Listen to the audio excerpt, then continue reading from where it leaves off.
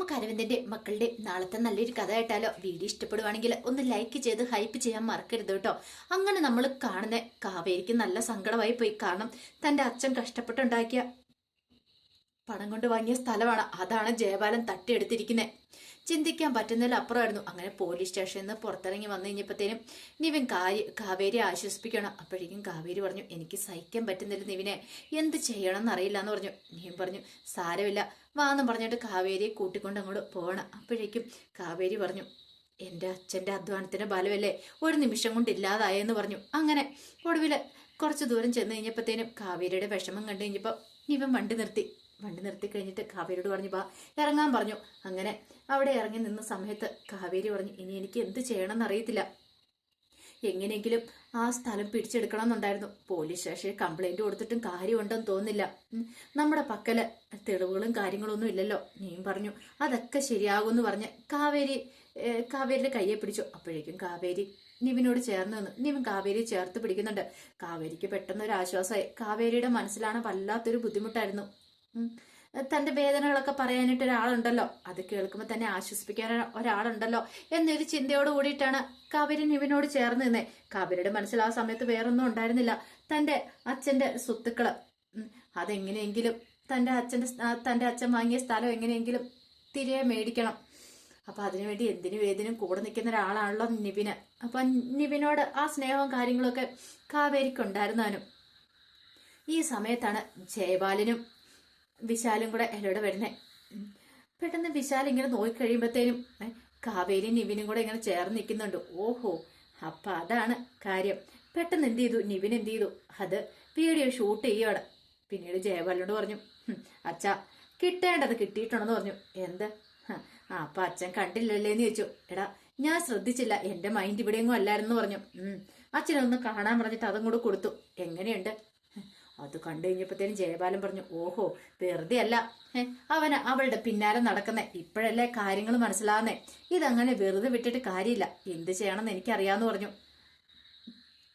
നേരെ പിന്നീട് ജയപാലൻ പോകുന്നേ രാജേശ്വരിയെ കാണാനായിട്ടാണ്. അങ്ങനെ രാജേശ്വരി അടുത്തേക്ക് വന്നു. രാജേശ്വരി പറഞ്ഞു, രാജേശ്വരി കുറെ കാലമായി രാഗിണിയുടെ നിവിന്റെ വിവാഹം നടത്തണമെന്ന് പറഞ്ഞിരിക്കാൻ തുടങ്ങിയിട്ട്, പക്ഷെ ഇനി അതങ്ങനെ വെച്ച് താമസിപ്പിച്ചോണ്ട് പോയിക്കൂടാ. അല്ല ഇതെന്താ ജയപാലേട്ട പെട്ടെന്നോ? നടന്നില്ലെങ്കിലുണ്ടല്ലോ പിന്നെ എന്താ സംഭവിക്കാൻ പോകുന്ന അറിയാലോ. എന്ത് സംഭവിക്കാനായിട്ട്? എപ്പോ വെള്ളം കല്യാണം നടത്താം എന്ന് പറഞ്ഞു. കല്യാണം നടത്തണം പോലും, ഇങ്ങനെ പോയിട്ടുണ്ടെ കല്യാണം നടക്കുമെന്ന് എനിക്ക് തോന്നുന്നില്ല എന്ന് പറഞ്ഞിട്ട് ആ വീഡിയോസ് അങ്ങ് കാണിച്ചു കൊടുക്കണം, ഇങ്ങ് നോക്കാൻ പറഞ്ഞു. അത് കണ്ടപ്പോ രാജേഷ് ഒരു നിമിഷം ഞെട്ടിപ്പോയി. കണ്ടില്ലേ, ഇവള് രണ്ടും കൽപ്പിച്ചിട്ടാണ് നിവിനെ കയ്യിലെടുത്ത് വെച്ചിരിക്കുക. നിവിൻ ഇന്ന് വന്ന പെർഫോമൻസ് ഒക്കെ നടത്തിയത് ഇവൾ ഒറ്റയൊരുത്തി കാരണം. രണ്ടുപേരും കൂടെ പോലീസ് സ്റ്റേഷനിൽ പരാതി കൊടുക്കാൻ പോയിരിക്കുന്നു, അതും എനിക്കെതിരെ. കൊള്ളാം, നല്ല ആനന്ദരവൻ തന്നെയെന്ന് പറഞ്ഞു. അപ്പോഴേക്കും രാജേശ്വരി പറഞ്ഞു, ജയബാലേട്ടൻ വിഷമിക്കൊന്നും വേണ്ട, അല്ലെങ്കിലും കാവേരിയായിട്ടുള്ള ബന്ധം അവളെ ഈ വീട്ടിലേക്ക് വിളിച്ചോണ്ടിരാന്ന് അവൻ പ്രതീക്ഷിക്കുന്നുണ്ടെങ്കിൽ അത് ഈ ജന്മത്തിൽ നടക്കില്ല. അതെ രാജേശ്വരി, നീ വെറുതെ പറഞ്ഞോണ്ട് കാര്യമില്ല. ഒരു സുപ്രഭാതത്തില് അവളുടെ കൈയും പിടിച്ച് അവൻ ഇങ്ങോട്ടേക്ക് വന്നിട്ടുണ്ടെങ്കിലേ എന്റെ പ്രതീക്ഷകളെ തറന്നു പോന്നെ. അറിയാലോ, എന്റെ രാഗിണിയുടെ മനസ്സിൽ നിവിൻ കയറി കൂടി കഴിഞ്ഞു. കാരണം ചെറുപ്പം മുതലേ പറഞ്ഞു വെച്ചിരിക്കുന്ന ബന്ധം അത്. ഇനിയിപ്പോൾ അത് വേണ്ടെന്ന് വെച്ചിട്ടുണ്ടെങ്കിലുണ്ടല്ലോ അവൾക്ക് സങ്കടമായ പിന്നെ എനിക്കത് സഹിക്കാൻ പറ്റില്ല. രാജേശ്വരി പറഞ്ഞു, ആ കാര്യം ഒന്നും ഓർത്ത് ജയബാലേട്ടൻ വിഷമിക്കൊന്നും വേണ്ട, ജയബാലേട്ടൻ ധൈര്യമായിട്ട് പോയിക്കോളാന്ന് പറഞ്ഞു. അങ്ങനെ ജയബാലൻ പോയി കുറെ സമയം കഴിഞ്ഞപ്പോഴത്തേനുമാണ് നിവിൻ അങ്ങോട്ടേക്ക് വരുന്നത്. നിവിനെ കണ്ടു കഴിഞ്ഞപ്പോ രാജേശ്വരിക്ക് കട്ടക്കലിപ്പായിരുന്നു. രാജേശ്വരി നിവിനെ വിളിച്ചു, നീ ഇത് എവിടെയായിരുന്നെന്ന് ചോദിച്ചു. ആന്താമ്മേ, ഞാൻ എപ്പോഴും വീട്ടിൽ തന്നെ ഇരിക്കണോ? ദേ നിവിനെ, ഒരു കാര്യം ഞാൻ പറഞ്ഞേക്കാം, രാഗിണിയുടെ നിന്റെ കല്യാണം പറഞ്ഞു വെച്ചിരിക്കുന്നുള്ള കാര്യം നിനക്കറിയാലോ, അതിനിപ്പോ ഞാൻ എന്ത് ചെയ്യണം? എടാ നിനക്കൊരു തമാശയായിരിക്കും, പക്ഷെ ഇനി അധികം വൈകൂടാ, എത്രയും പെട്ടെന്ന് തന്നെ കല്യാണം നടക്കണം. അമ്മ എന്തോ വർത്താനാ പറയണേ? എനിക്കിപ്പോ കല്യാണം ഒന്നും വേണ്ട. എനിക്കറിയാടാ നിന്റെ മനസ്സിലിരിപ്പ് എന്താന്ന്. ആ കാവേരി എന്ന് പറയുന്നവളെ ഇങ്ങോട്ട് കൂട്ടിക്കൊണ്ട് വരാനല്ലേ, അത് ഈ ജന്മത്തിൽ നടക്കാൻ പോകുന്നില്ല. അങ്ങനെ എന്തേലും നിന്റെ മനസ്സിൽ ചിന്തകളുണ്ടെങ്കിലേ അതങ്ങോട്ട് മനസ്സിൽ നിന്ന് മായച്ചാ മതി. ഈ അമ്മ എന്ത് പൊട്ടത്തരയൊക്കെ പറയണേന്ന് ചോദിച്ചു. എടാ എനിക്കൊന്നും അറിയത്തില്ലെന്നായിരിക്കും നിന്റെ വിചാരം. ഞാൻ കുറച്ചു കാലമായി ശ്രദ്ധിക്കുന്നേ, പക്ഷേ ഇനി ഇതിങ്ങനെ മുന്നോട്ട് വിട്ടിട്ട് കാര്യമില്ല, എന്ത് ചെയ്യണമെന്ന് എനിക്കറിയാന്ന് പറഞ്ഞു. പിന്നീട് കുറെ സമയം കഴിഞ്ഞപ്പോൾ രാജേശ്വരി നേരെ സ്നേഹതീരത്തേക്ക് ചെല്ലുവാണ്. കാവേരിയുടെ വീട്ടിലേക്ക്. അവളെ അങ്ങനെ വെറുതെ വിട്ടിട്ട് കാര്യമില്ല. തൻ്റെ മോനെ തട്ടിയെടുക്കാനായിട്ട് അവൾ ശ്രമിക്കുന്നേ. തൻ്റെ മോൻ്റെ സ്വത്തുകൾ കണ്ടിട്ടായിരിക്കും അവൾ ഇങ്ങോട്ട് കൂടാ എന്ന് കരുതിയിരിക്കുന്നത്. ഒരു ദിവസം തന്നെ വെല്ലുവിളിച്ച അവള്. പക്ഷെ ഇത് താൻ അങ്ങനെ വെറുതെ വിടാൻ പോകുന്നില്ല എന്നൊക്കെ ഒരു ചിന്തയും കാര്യങ്ങളൊക്കെ ആയിരുന്നു രാജേശ്വരിയുടെ മനസ്സിൽ. അങ്ങനെ ചെന്ന് കഴിഞ്ഞപ്പോഴത്തേനും അവിടെ ഈ പറയുന്ന കാവേരി ഉണ്ടായിരുന്നില്ല. പക്ഷെ ശാരദയും ഗംഗയും വിനീതമൊക്കെ ഉണ്ടായിരുന്നുള്ളൂ. അങ്ങനെ രാജേശ്വരി അങ്ങോട്ടേക്ക് വരുന്നു കഴിഞ്ഞപ്പോഴത്തേനും ശാരദ ഇറങ്ങിച്ചെന്നു. രാജേശ്വരിയെ നോക്കി എന്നിട്ട് ചോദിച്ചു, എന്താന്ന് ചോദിച്ചു. നിങ്ങളുടെ മോള് കാവേരി ഇവിടെ ഇല്ലേന്ന് ചോദിച്ചു. അവളിവിടെ ഇല്ല. എന്താ കാര്യം? വാ അകത്തേക്ക് കയറി വരാൻ പറഞ്ഞു. അങ്ങനെ രാജേശ്വരി അകത്തേക്ക് കയറി. അപ്പോഴേക്കും ഗംഗയും വിനീതമൊക്കെ ഇറങ്ങി വന്നു. അവർക്ക് കാര്യം എന്താണെന്ന് മനസ്സിലായില്ല. പിന്നീട് ചോദിച്ചു, അതെ നിങ്ങളുടെ മകള് ആ കാവേരി ഉണ്ടല്ലോ, അവളിവിടെ എവിടെയെങ്കിലും ഉണ്ടെങ്കിൽ അവളെ ഇങ്ങോട്ടേക്ക് വിളിക്കാൻ പറഞ്ഞു. അപ്പോഴേക്കും ഗംഗ പറഞ്ഞു, അവള് പുറത്തു പോയിരിക്കുക.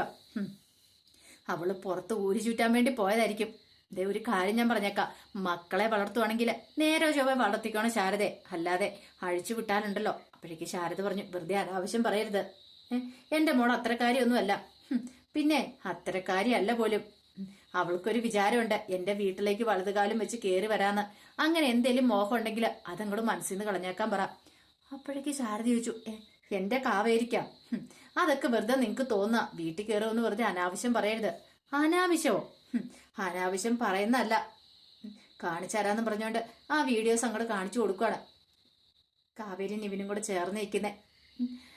അത് കണ്ടു കഴിഞ്ഞപ്പോഴത്തേനും ശാരദയും ഗംഗയ്ക്ക് ഒരു നിമിഷം ഞെട്ടിപ്പോയി. കണ്ടല്ലോ, ഇതാണ് മകളുടെ തനി സ്വരൂപം. മകൾ എങ്ങോട്ട് പോകുന്നു, എവിടെ പോകുന്നൊക്കെ നിങ്ങൾ അന്വേഷിക്കുന്നുണ്ടോ? അതൊന്നും ഇല്ലല്ലോ. അല്ല, നിങ്ങൾക്ക് എങ്ങനെയാലും മകളെ ഒന്ന് ഇറക്കി വിട്ടാൽ മതി, ഏതെങ്കിലും ഒരുത്തന്റെ കൂടെയല്ലേ. പിന്നെ എന്റെ മോനെ അവള് കറക്കി വീഴിച്ചിരിക്കുക. അത് ഈ ജന്മത്തിൽ നടക്കാൻ പോകുന്നില്ല. അവൾക്കൊരു മോഹം ഉണ്ടായിരിക്കും അങ്ങോട്ടേക്ക് കയറി വരാന്ന്. പക്ഷേ അത് ഈ രാജേശ്വരി ജീവനോടെ ഉണ്ടെന്ന് നടക്കില്ല. എന്റെ മോനെ കറക്കിയെടുത്ത ഒരു സുപ്രഭാതത്തില് അവന്റെ കൂടെ അവൾ അങ്ങോട്ടേക്ക് വരാനായിട്ടിരിക്കുമായിരിക്കും. അങ്ങനെ എന്തേലും സംഭവിച്ചിട്ടുണ്ടെങ്കിൽ ചൂട് വെള്ളം അവളുടെ മുഖത്തേന് ഒഴിച്ചു വിടും. അവളെ പടിക്കകത്തേക്ക് പോയിട്ട് 7 അയലക്കത്ത് പോലും ഞാൻ കേട്ടില്ല. ഇത് കേട്ട് കഴിഞ്ഞപ്പോഴത്തേനും ഒരു നിമിഷം അരച്ചിട്ട് വിനീത് പറഞ്ഞു, അതെ കാവേരി അത്ര ഒരു പെണ്ണൊന്നും അല്ലെന്ന് പറഞ്ഞു. മര്യാദയ്ക്ക് അവളെ നിർത്തുവാണെന്ന് നിനക്കൊക്കെ കൊള്ളാം. പിന്നെ എന്റെ മോന്റെ കല്യാണം പറഞ്ഞു വെച്ചിരിക്കുന്ന അറിയാലോ, രാഗിണിയുമായിട്ടുള്ള വിവാഹം ഉറപ്പിച്ചു വെച്ചിരിക്കുന്ന. എങ്ങാനും തടസ്സമായിട്ട് കാവേരി അതിന്റെ ഇടയ്ക്കിലേക്ക് വന്നിട്ടുണ്ടെങ്കിൽ പിന്നെ അവളെ ഞാൻ ജീവനോടെ വെച്ചേക്കില്ല. പിന്നെ ഞാൻ ഒന്നും നോക്കത്തില്ല. നിങ്ങൾക്ക് നിങ്ങളുടെ മകളെ നഷ്ടപ്പെടും ശാരദേ. അതുകൊണ്ട് അവളോട് അടങ്ങി ഒതുങ്ങി ഇരുന്നോളാൻ പറ. വലിയ വീട്ടിലേക്ക് ഓസ് കയറി വരാന്നുള്ള അവളുടെ മോഹം അതങ്ങോട്ട് മനസ്സിൽ വെച്ചാൽ മതി. 3-4 പെൺമക്കളാണെന്ന് വിചാരിച്ചോണ്ട് കെട്ടിച്ചു വിടാൻ പൈസയും കാര്യങ്ങളൊന്നും ഇല്ലെങ്കിൽ ഇങ്ങനെ അഴിച്ചു വിടല്ല എന്നൊക്കെ പറഞ്ഞുകൊണ്ട് വളരെ മോശമായ രീതിയിലാണ് രാജേശ്വരി സംസാരിക്കുന്നത്. അത് കേട്ട് കഴിഞ്ഞപ്പോ ശാരദയ്ക്ക് സഹിച്ചില്ല. ശാരദ പറഞ്ഞു, ഇത് രാജേശ്വരി വീട്ടിൽ കയറുമെന്ന് അനാവശ്യം പറയരുത്. എന്റെ മോളെ ഞാൻ അങ്ങനെയൊന്നും അല്ല വളർത്തിയത്. ഇനിയിപ്പോ അവളുടെ മനസ്സിൽ അങ്ങനെ ഒരു മോഹം ഉണ്ടേ പോലും ഈ ജന്മത്തില് ഈ ശാരദ ജീവിച്ചിരിപ്പുണ്ടെങ്കിൽ അത് നടക്കില്ല. ശാരദയ്ക്ക് അറിയാം എന്ത് ചെയ്യണമെന്നുള്ളത്. ഒരു കാര്യം ഞാൻ പറഞ്ഞേക്കാം, നിങ്ങൾ നിങ്ങളുടെ മകനെ ആരെ കൊണ്ട് കല്യാണം കഴിപ്പിക്കോ, എന്ത് വെള്ളം ചെയ്തോ, എന്റെ മോൾ ഒരിക്കലും തടസ്സമായിട്ട് വരത്തില്ല. ഇത് ശാരദ തരുന്ന വാക്കാന്ന് പറഞ്ഞു. അപ്പോഴേക്കും രാജേശ്വരി പറഞ്ഞു, നിങ്ങളെ എനിക്ക് വിശ്വസിക്കാലോ അല്ലെ? 100% വിശ്വസിക്കാം.